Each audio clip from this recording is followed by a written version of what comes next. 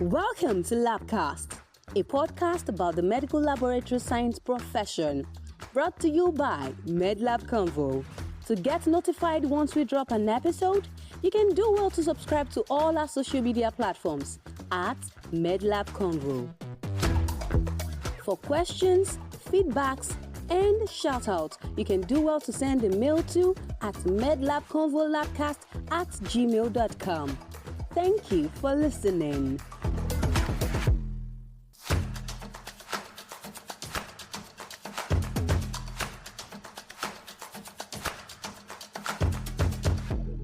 Hello once again, guys. Welcome to another episode on LabCast.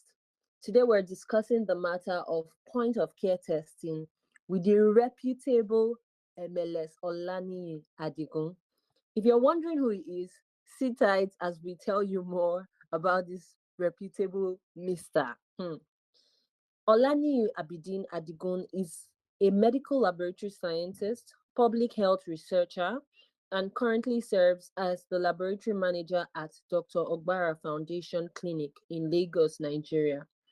With a strong background in infectious disease, antimicrobial resistance, and digital health innovations, he has authored several international publications and is passionate about advancing diagnostics, strengthening healthcare delivery, and promoting equitable health solutions through the blend of clinical expertise and leadership experience. So you're welcome, sir.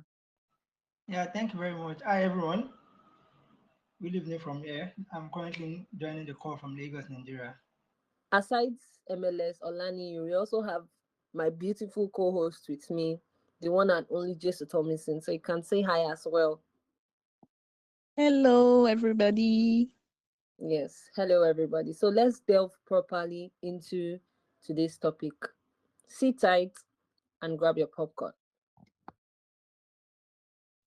All right, such an exciting intro. So, point of care testing seems to be a buzzword lately, especially after the COVID-19 experience when we all got familiar with rapid tests. But beyond that, there's a much bigger story here. And to start off, for someone who only knows POCT through COVID test kits, how would you explain what it really is, the evolution, and why it matters? Okay, yeah, thank you very much for that question. I would say post COVID-19, that's post pandemic. Uh, okay, literally, POCT as point of care testing. I don't want to say maybe an uneducated or an illiterate or somebody from non-scientific origin or an audience without scientific background. Actually, someone that is educated can also be missing out the true meaning of what POCT is, right? So let me say for simpler terms and for short, I would say POCT is just like a medical test that can be done right beside the patient, like bedside testing. You don't have to go to the laboratory to get tested. It's just like a bedside testing to get a result very quick. So why it matters is that, okay, I want to picture a patient having diabetes and imagine that with a single finger prick, like a glucose meter can give you a blood sugar level within seconds. That's POCT. Or in an emergency situation or scenario where the patient is having a chest pain and you require to know the troponin level, or you want to know, okay, what is responsible for this patient's chest pain. Bedside testing can simply show you that, okay, this patient is suffering from a heart attack within seconds, and you don't have to delay treatment. So why it really matters is, for me, I would say speed, because it's faster. It simply means faster diagnosis, faster care. I would say convenience, because you don't have to like stress both the patient and both the laboratory scientist to go and test the patient in the laboratory. So I would also say accessibility. Why it matters, I would say accessibility because, well, we have some places that are low resourced, underserved resources, underserved areas where POCT might be very, very useful in terms of no electricity, where POCT will be taking a role of or will be replaced by sophisticated laboratories. So evolution for me, I would say the reason why POCT come to play is says that I think the first question should be why? Why are we having POCT? So looking at the late, or say early 20th century, where empirical treatment has taken over clinical decisions. Patients come to the hospital, meet with the physicians or the doctor, and instead of waiting for 2 to 3 days for laboratory results, where empirical treatment have taken place, POCT can come to play by giving just almost immediate results that can start or that can initiate treatment. As such, it prevents empirical treatment, which is not always very, very good for the patient care. So another thing that triggers the need for POCT is because uh, when we are looking at getting resources, for example, you want to set up a laboratory, you want to house a laboratory, the resources to use to in setting up and also getting sophisticated equipment might not be very, very much available. So instead of subscribing to that, I think people need to like, okay, let's minimize cost. This is cost effectiveness now. Let's minimize cost and let's see how we can bring this laboratory, this complex and sophisticated test to something that is portable in terms of portable devices, in terms of our smartphones, in terms of our smartwatches. So about the evolution, there's something we call miniaturization. That is how you can embed or you can reduce sophisticated equipment into something known as a laboratory on a chip. So we want people to actually be comfortable accessing or monitoring their health status. All of these are actually what triggers the evolution of POCT. Thank you. Okay, thank you so much, MLS Olani. You did justice to, that question. So I noted things that you said. You spoke about POCT being faster and convenient. So when we're looking at it being faster and convenient, how do you think that when manufacturers are designing this, how do you think that scientists in the lab can ensure that, okay, in as much as we're using POCT now to reach out to places where they cannot really, have such access, just like you said, uh, reliability for test results or for reliability for test results is not sacrificed. Okay, thank you very much for that. You see, I would like to relate this with our smartphones, like our Android phones, our iOS devices. You see, when we talk about product design, okay, there was a time I was taking a course, and when you are trying to design a product that wants to hit the market, right? So most times as a manufacturer, you need to focus on the user's experience, right? So you want to know that, okay, how how convenient and how easy to use is this product that I'm designing or I'm building from the scratch? How easy to use, how user friendly is this product? So for reliability, this comes with quality control measures. I want to know because for every testing, for every diagnostic testing in the laboratory, be it POCT, be it decentralized laboratory testing, you want to be able to validate and want to be sure that okay, this test or this results or these procedures are actually very, very reliable. How do we do that? Is that you see most of these products, this POCT, they come with insert manuals that is like a guide for users. Okay, do this, do this, wait for 30 minutes, wait for 15 minutes. Okay, after you insert this is the next step. So all of these things are like a prompt to follow when you are trying to make use of these POCT devices.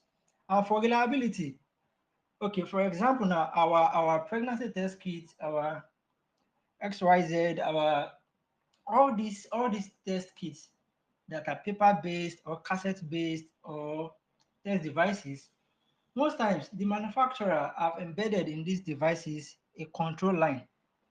Very easy to use. Okay, these are just like a color changing mechanism now. Okay, if you have seen a control line, whether the result is reactive, it is not reactive, whether it is positive or it is negative. The control band is an internal quality control checks in this situation. We want to know if these test kits, these procedures, these POCTs are reliable.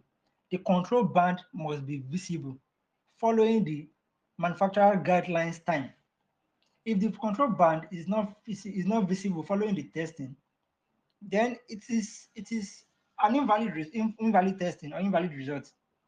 So for me, I think for reliability, most of the manufacturer have made it a very, very important thing. It's very, very imperative for them to add quality control checks internally. Then if you are talking about if reliability should not be sacrificed, and you also mentioned something that has to do with as the smaller the let me say machine or equipment, the less accurate. I think that's actually not true because I've experienced a scenario where a client came into the laboratory. The client actually he came for HIV testing, and there are all these Google, all these online online seek. Let me just say someone that seeks for answers online. So it was like, sorry, what kind of machine or laboratory equipment do we use for the HIV testing? I said, is there a problem? It was like he just wants to know because he noticed that when he was making his research online, it was told that okay, he got to know that the larger or the bigger the equipment, the more accurate the result. I was just like, wow. Okay, I just have to tell the patient that there's nothing to worry about. My laboratory equipment are working, my QC are passed, everything is okay. That just meet with your doctor for interpretation of your results. So all of these things, it's actually a dual responsibility from the manufacturer and also the laboratory professional.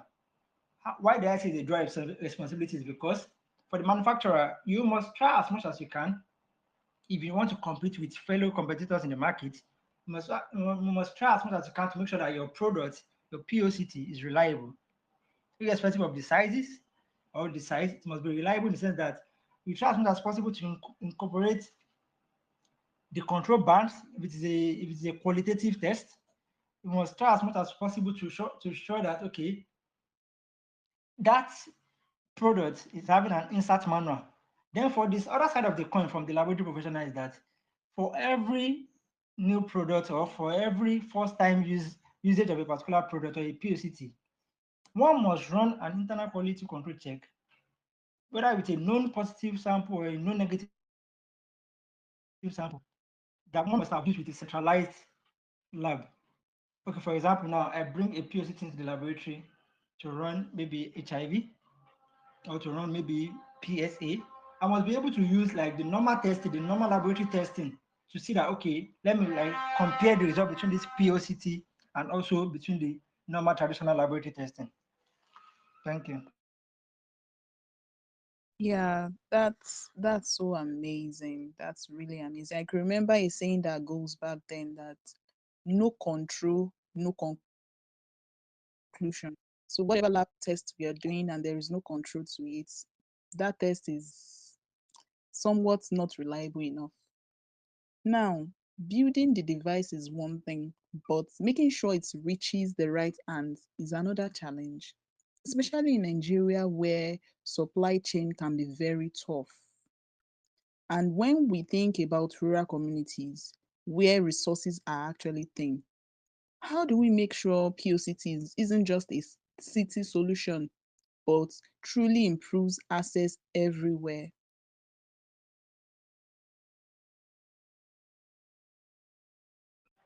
Okay, thank you for that.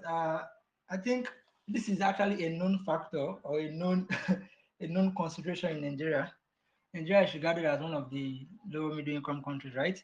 And then one of the challenges we face mostly when it comes to supply chain management is logistical challenges. Like you would agree with me that there are many scenarios where you want to like distribute, even if it is incentives, souvenirs, or anything that has to do with primary health care. to the actual people that actually need this thing. Logistics is actually a very big problem. Why? Because of our poor road networks, and in terms of POCT now, there are some, you agree with me that there are some POCT, there are some reagents, there are some testing devices that need to be transported in a cold chain medium. I remember I ordered for one particular reagent from a particular company, like a Nigerian distributor, and then the ice pack, the ice pack that was, there are some, what's it called? There are some reagents or POCT that are actually like temperature sensitive, right? The ice pack that was packed with this thing for the delivery man to actually bring it to my lab, it has completely thawed, like defroze. I was like, can you imagine? It is written on this thing that okay, the temperature should be within 4 to 8 degrees Celsius. That is constantly, so that it won't lose its potency, it won't deteriorate. And then the ice pack you're using to transport this reagent to the laboratory for use has completely thawed. So that's one of the examples we are facing in terms of reagent or POCT that needs to be transported in a cold chain medium. So aside product network, aside temperature sensitive reagents, one of the things we also need to look at is procurement and distribution. We have bureaucracy everywhere. People are wielding power, authority over things that do not even really matter. So for rural communities where like even to reach those places is a challenge. I think if we could like take the advantage of drones, I don't know if that could be effective, but drones to actually send these things down to low resource settings like rural communities, remote areas. It's one thing to even send these POCT devices through drones. So community health workers or community leaders should be able to like be sensitized about the usage of all these things, about the like how to receive these packages, how to receive this POCT for use. So for me, I would say we can work on our transport mechanism because of our poor road networks and also the bureaucracy in distribution. I think that is it for me. Thank you so much. Thank you so much for that. I remember when I met a woman who worked in a pharmaceutical company that actually used drones to supply rural communities. I was shocked and happy at the same time because it's really a good innovation. So yeah, I think we can really leverage that and more people can partner with such companies so that rural communities can get access to this. So let's bring life to this a bit more, right? Imagine a patient in an emergency or a mother walking into a rural clinic. This is where we know that POCT often proves its worth. So, from your experience, in what real life scenario would you say that POCT completely changed the game? Where we say, oh, speed made the difference. And then, what are some diseases or conditions where POCT is commonly applied?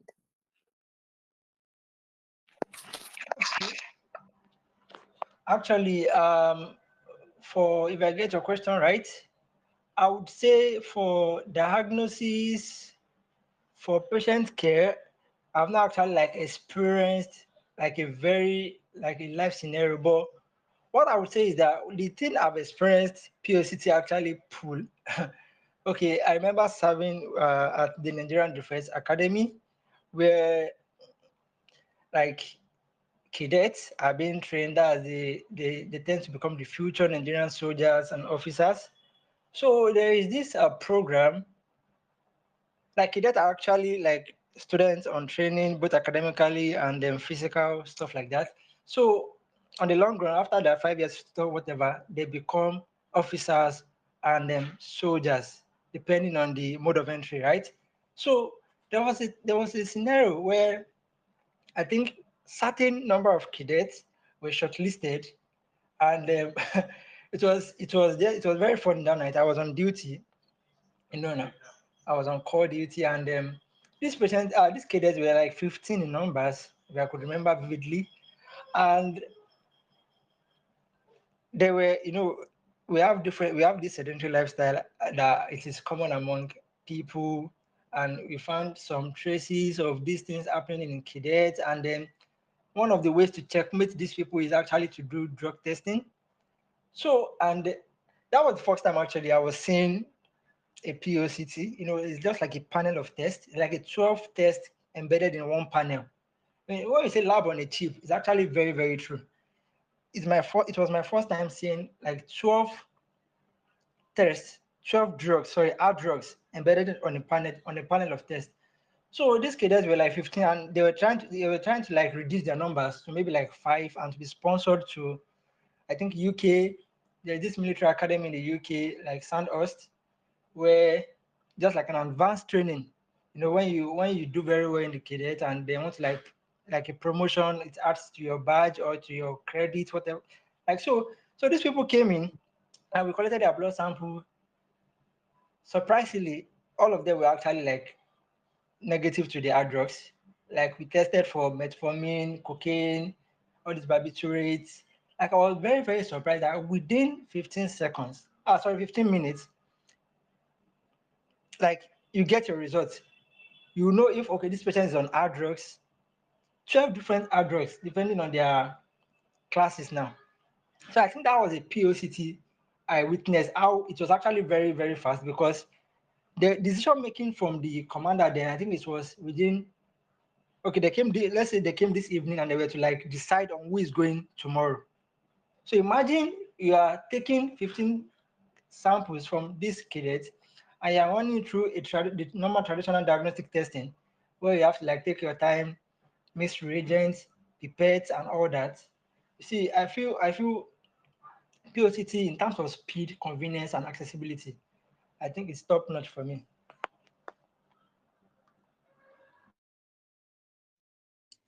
The faster, the better, as the saying goes. And now some people think that these devices reduce the need for laboratory professionals. Like it's more like a threat to the labor market. People are threatened by robotics, by AI, and now POCT. But I get the sense that medical laboratory scientists still play a huge role here.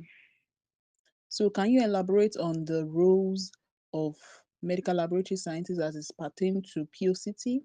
And thinking practically, how much training is needed to handle these devices and interpret results accurately? Okay, I think I'm gonna start from your second question. You see, for training, how much training? I think there is this mathematical expression: y is a function of x. That is, y here is a dependent variable and is actually depending on whatever x is given, right? So y here is diagnosis and x here is diagnostics. So if you want to actually look at, okay, how much of training is needed, I think for me, I would say the more robust or the more sophisticated the POCT, like the more the training. That is minimal training, like less robust POCT. For example, now our blood glucose testing, the glucometer, the eye stats, the hemoglobin meter, all of these things require just a finger prick, then put it on the test panel, and before you know it, within seconds, the result is out. Anybody can do this. The nurses can do this. Auxiliary nurses can do this. Even the patient can actually do this at home. We are looking towards a setting whereby patients will start being an active participant in their own overall health, whereby from home you can just test yourself and you want to reach out to a doctor even before leaving your house that this is what you got or this is what your result is looking like. And doctor can just recommend a drug, a medicine to just change your like medication, your regimen almost immediately. So this isn't taking laboratory professionals showing the scare that okay, POCT, okay, we are battling with AI, the ethical use of AI, whether it's taking our jobs or not. I think medical laboratory scientists should not be worried about POCT because it is a known fact. Medical laboratory scientists, we are just like guardian angel when it comes to accuracy and precision. There are a lot of courses out there, there are a lot of trainings, there are a lot of continuous professional development programs out there where medical laboratory scientists, in terms of healthcare, we are championing quality and accuracy. So, okay, for experts that are now looking at, okay, POCT is taking or is trying to replace the centralized laboratory testing, that is not true because even the POCT, when it flags, these things are they are little equipment or little instruments. Sometimes you would see a result that is not right, that is questionable. A medical laboratory scientist is the one that will be able to point out this result is there's an issue with this result. Okay, let's say for example now, okay, this is another scenario. My technician, okay, a patient came in for blood glucose, like wants to know your sugar level, and she actually used glucometer for it for the patient. The patient came for fasting, like plasma glucose now, fasting blood glucose, but she used glucometer. The patient came around past one, past one for fasting.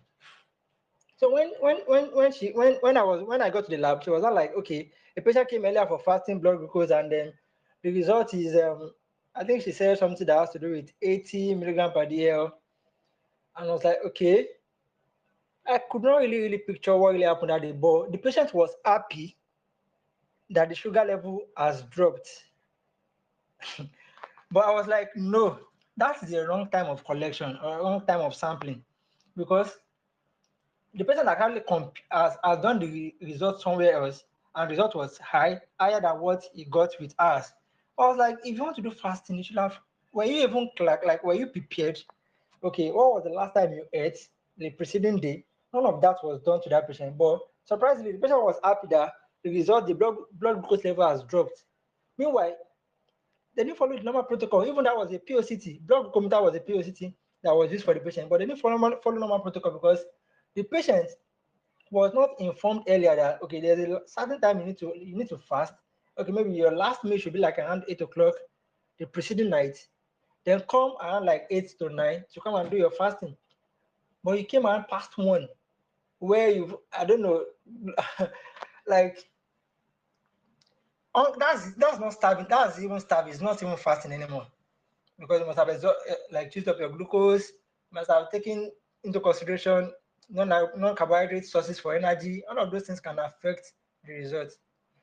So I think a medical laboratory scientists are experts that actually like quality control all of these POCT, regardless of the time, the speed, the convenience, and the accessibility of these devices. The role of medical laboratory scientists in quality control and accuracy can never be jeopardized. All right, thank you so much. Thanks so much for that. We know that we're in Nigeria and there are a lot of things that are rising, things such as Popsy instead of the regular Pepsi brand, and where you see, cow milk instead of the other milk brand.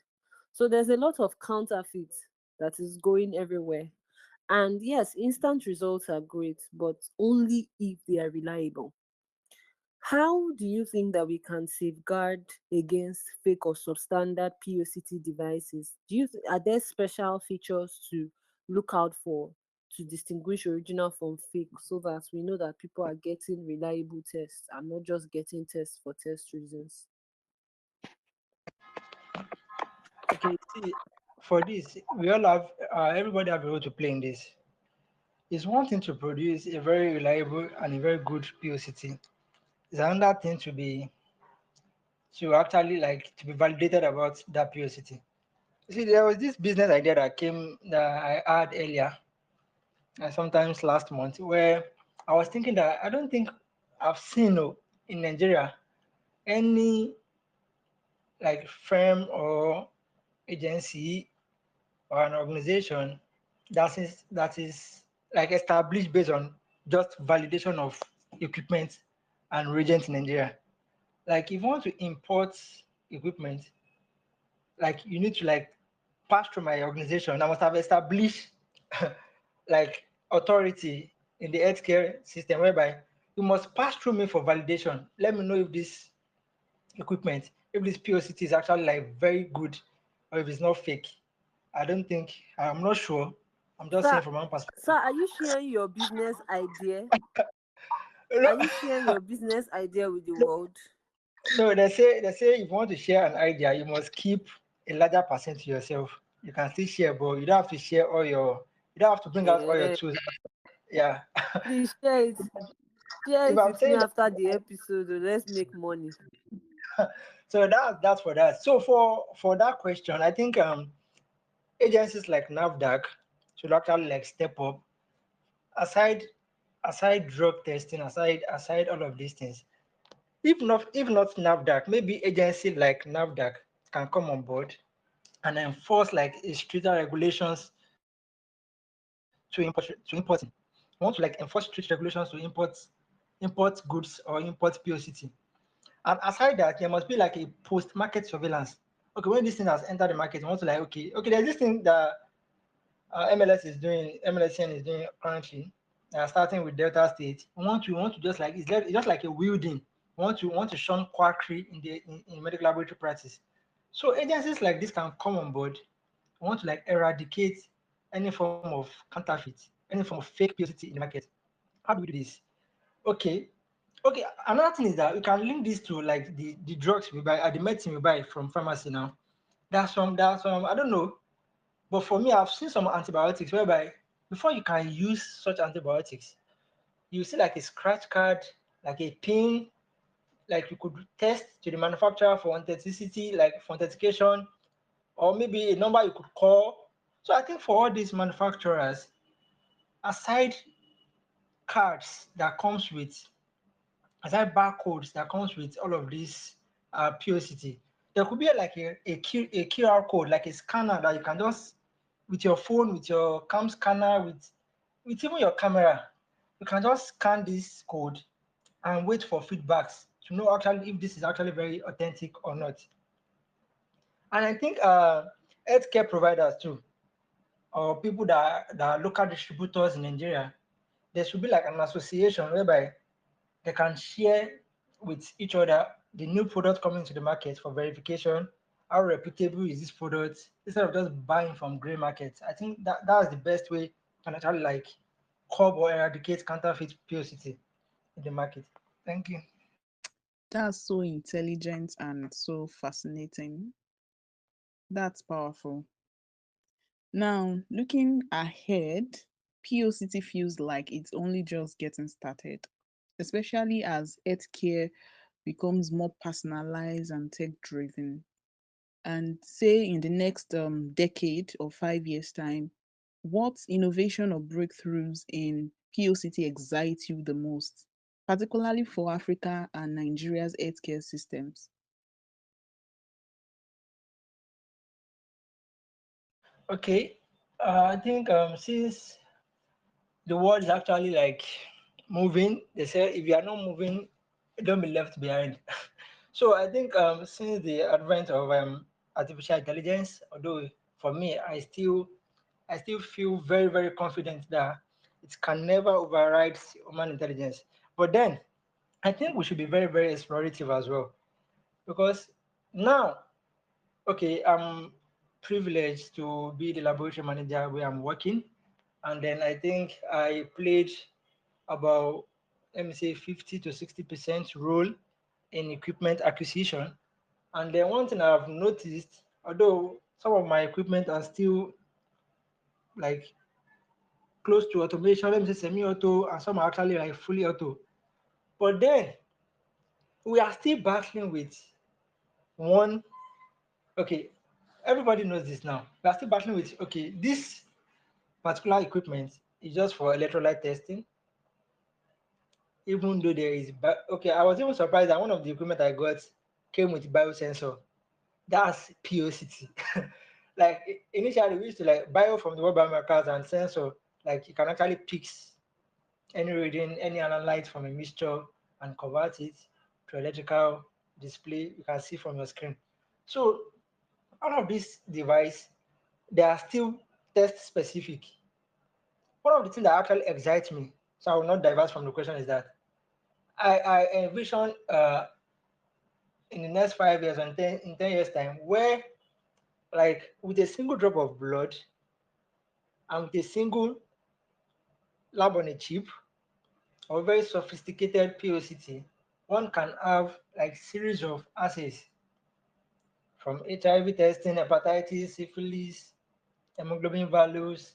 Like it will be very, very comprehensive in such that with a single drop of blood or saliva, like the very, very minute microliter, you can get a whole lot of information from it where we can leverage on artificial intelligence, we can leverage on our smartphone camera. We don't even have to like transport ourselves down to the hospital. I think all of these things are coming to play in the next decade. And also POCT, whereby POCT is even having a challenge at the moment. The POCT, some of them are still battery dependent, they are still electricity dependent, some are still cassette based. So I think on the long run, we can be seeing a POCT that you don't even need battery, maybe paper based or solar dependent. For example, when imagine drone transporting POC to a resource or to a low resource setting to a remote area, on getting there, maybe the community health leader or community worker receives such POCT device and is now looking for electricity. That just be like a development, but you're not developing it completely. You're just like 2 out of 5. But imagine the person receiving such equipment or such laboratory POCT device, and all that is needed is just energy from the sun, and it's working perfectly. No storage depend, like not you are not using any sophisticated storage mechanism.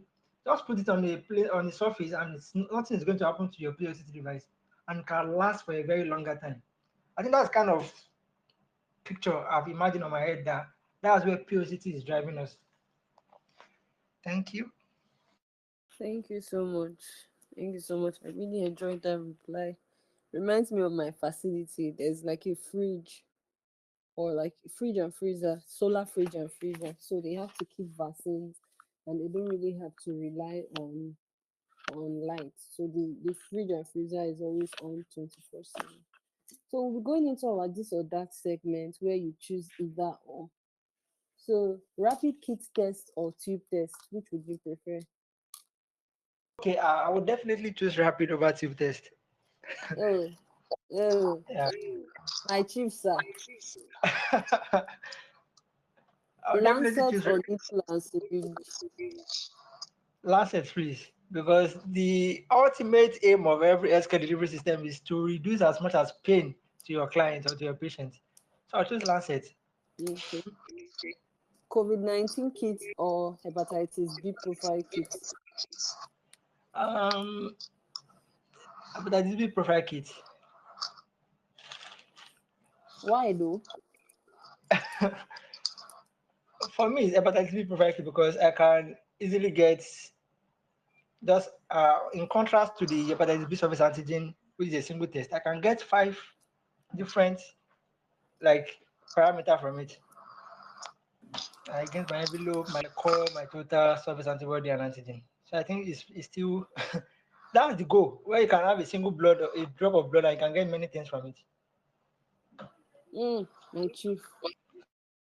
Those are smart choices and they align with mine as well. We're on the same page. It's Yeah, such it's an very amazing time with you, MLS Olaniyi. It's amazing to see how fast, reliable, and accessible diagnostics like POCT are reshaping healthcare and saving lives. That's it for this episode of LabCast. Don't forget to subscribe so you never miss an episode. Also, share with your friends and colleagues. You can always reach out to us at medlabconvolabcast@gmail.com or on our social media platforms at medlabconvo. Until next time, keep learning, Keep questioning and remember, every lab result tells a story. See ya. Bye bye.